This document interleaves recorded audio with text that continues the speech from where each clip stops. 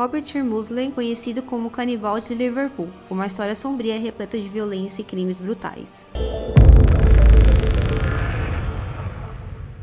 Eu sou a Marine Matias e antes de começar esse vídeo eu peço para que você se inscreva no canal, deixe seu like e nos comentários sugestões de próximos casos que vocês queiram conhecer. Então sem mais delongas, vamos para o vídeo. Robert Musley nasceu em 26 de junho de 1956 em Liverpool, na Inglaterra. Sua infância foi marcada por abusos e negligência. Cresceu em um ambiente violento e perturbador, com pais alcoólatras que frequentemente o submetiam a agressões físicas e emocionais. Desde cedo, ele apresentava comportamentos agressivos e indícios de problemas mentais, o que pode ter sido resultado do ambiente tóxico em que foi criado. A falta de suporte emocional e a exposição à violência doméstica podem ter contribuído para o desenvolvimento de sua personalidade sombria. Robert, como muitos outros assassinos, teve a sua infância marcada pela violência, não só com ele, mas também com seus irmãos. Antes do Robert nascer, ele já tinha 3 irmãos que eram constantemente abusados pelos pais. Por esse motivo, quando ele ainda estava na barriga da sua mãe, os vizinhos acionaram o conselho tutelar. Então, assim que o Robert nasceu, tanto ele quanto os irmãos foram encaminhados para uma instituição. Então, ele começou a morar em um orfanato. Com isso, os irmãos eles estavam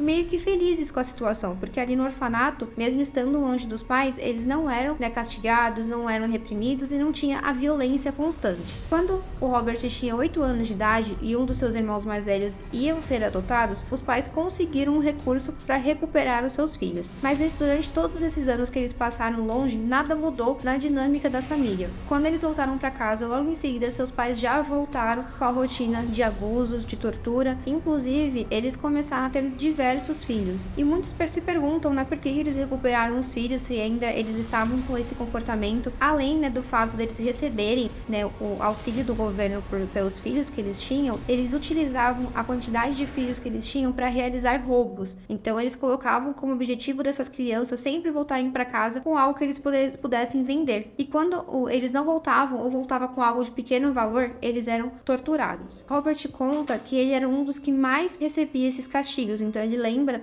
de quanta violência ele sofria. Mas os pais continuavam tendo vários filhos, então eles dormiam todos amontoados em um quarto, eles não tinham acesso à cama, a travesseiro, coberta, eles se cobriam com seus casacos e dormindo uns próximos aos outros. Conforme foi passando o tempo, alguns dos irmãos mais velhos do Robert acabaram fugindo de casa e ele permaneceu. Ele conta, isso não está comprovado, que inclusive em um desses momentos, durante a sua infância, o seu pai acabou estuprando ele. Quando o Robert já estava próximo a completar 18 anos, ele optou por sair de casa. Então ele foi viver nas ruas. Um pouco antes dele sair de casa, ele já estava utilizando, de algumas drogas, inclusive para realmente, se distanciar tudo que estava acontecendo. E quando ele foi embora de casa, esse costume continuou. Então ele começou a se prostituir para manter essa vida. Então, mesmo com muita raiva e até mesmo raiva dos homens, pelo que o pai dele fazia com ele, ele precisou se vender, trabalhar com a prostituição para conseguir se manter na rua e também manter o seu vício. Em 1974, aos 21 anos de idade, Robert cometeu seu primeiro assassinato. Ele estrangulou um homem chamado Joe Farwell após uma discussão ocorrida em um bar. Esse crime brutal foi apenas o começo de uma série de atos violentos que chocariam a sociedade.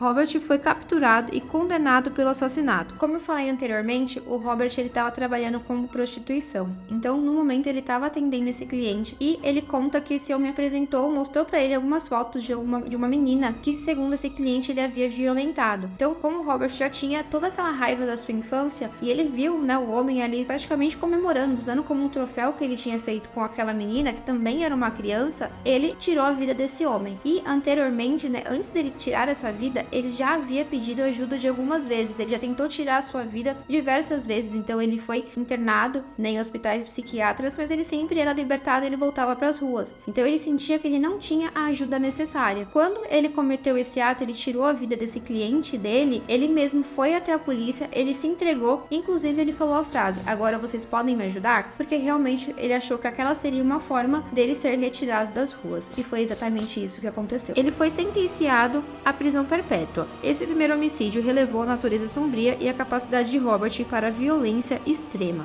Robert foi enviado para a prisão de alta segurança na ilha de White, onde sua verdadeira natureza homicida se revelaria de forma ainda mais terrível. Na Na prisão, não tardou a mostrar sua brutalidade. Ele rapidamente ganhou a reputação de ser um prisioneiro mais perigoso e violento. Sua personalidade sádica e sua necessidade de controle e poder sobre os outros se manifestaram em ataques brutais contra seus companheiros de prisão. Durante a sua estadia na prisão, ele tirou mais de 3 vidas. E como que ele selecionava o preso, que ele ia cometer esse ato? Segundo ele, eram pessoas que haviam cometido crimes hediondos fora da prisão. Então, estupradores, homens que haviam matado outras crianças. Então, ele era, na cabeça dele, uma espécie de vingador. Ele justificava essas mortes como aqueles homens eram perigosos, não só para a sociedade, mas também para os presos que estavam ali, confinados com ele. Então, para ele, o que ele fazia era uma espécie de vingança, realmente. Na sua história de crimes, o Robert não tirou a vida de pessoas, vamos dizer assim, inocentes,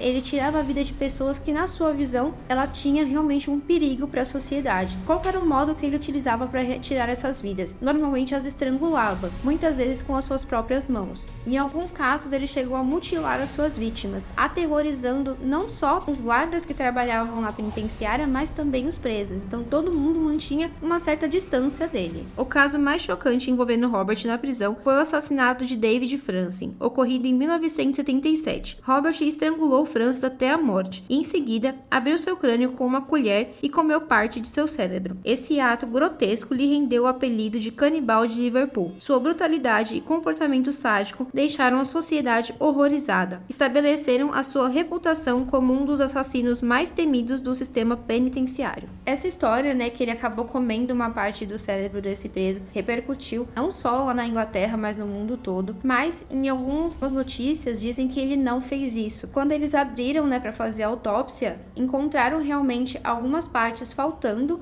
do cérebro, mas mais por conta de ferimento, não como se ele realmente tivesse comido, como diz nessa notícia. Então não tem comprovação que ele realmente fez isso. Depois de seus crimes na prisão, Robert foi considerado extremamente perigoso e colocado em confinamento solitário. Ele passou a maior parte de sua vida atrás das grades em completa solidão, com apenas 1 hora de exercício por dia. O confinamento solitário foi uma medida extrema para garantir a segurança dos outros prisioneiros e evitar que Robert cometesse mais crimes. Sua existência se resumia a uma cela solitária, onde ele enfrentava a solidão e a dura realidade dos seus atos terríveis. O confinamento também servia como uma punição para seus crimes, privando-o de contato humano, impondo-lhe uma vida de isolamento e introspecção. Por conta, de toda a popularidade que ele ganhou com esses casos, de crimes, algumas pessoas acabaram até defendendo ele, dizendo que as pessoas que ele havia tirado a vida não eram pessoas inocentes, eram pessoas que acabavam até merecendo o que aconteceu com elas. Mesmo assim, ele continua em isolamento, inclusive, algumas coisas do seu caso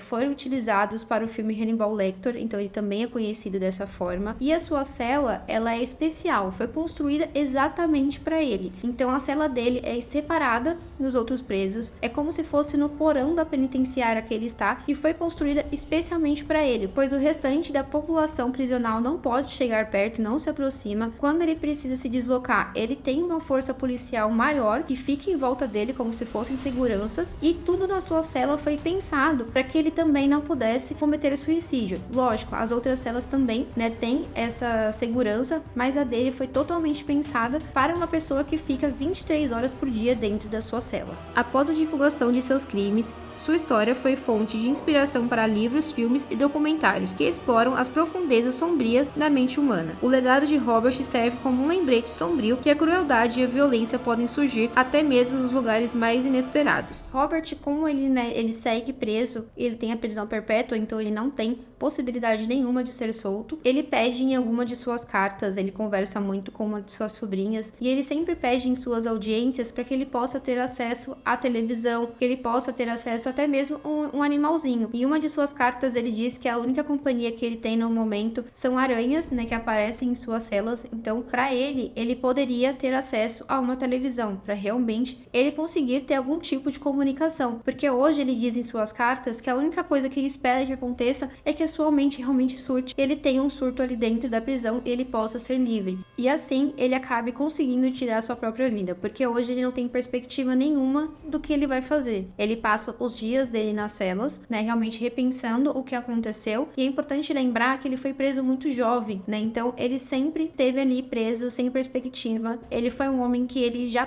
teve uma infância totalmente desequilibrada, não teve uma ajuda psicológica. Em muitos momentos durante a sua trajetória foi levantada a hipótese, né, dele ter problemas psicológicos, mas nada foi comprovado. Inclusive, durante alguns depoimentos, ele disse, né, que ele escutava vozes, então, mas ao mesmo tempo que ele alega que ele escuta vozes, ele não tem um comportamento de alguém que aparentemente tem algum problema, né, mental. Então, inclusive, sem essa comprovação, né, médica, ele não tem como ter um tratamento diferenciado ou ir para uma clínica psiquiatra. Então, ele vai permanecer confinado. E um dos pontos que o Robert também diz, né, em suas cartas, é que tudo isso poderia não ter ocorrido se lá na sua infância ele tivesse escutado as vozes da sua mente e tirado a vida de seus pais. Então ali ele teria interrompido um ciclo e talvez ele não tivesse matado outros homens para se vingar de não ter matado o próprio pai.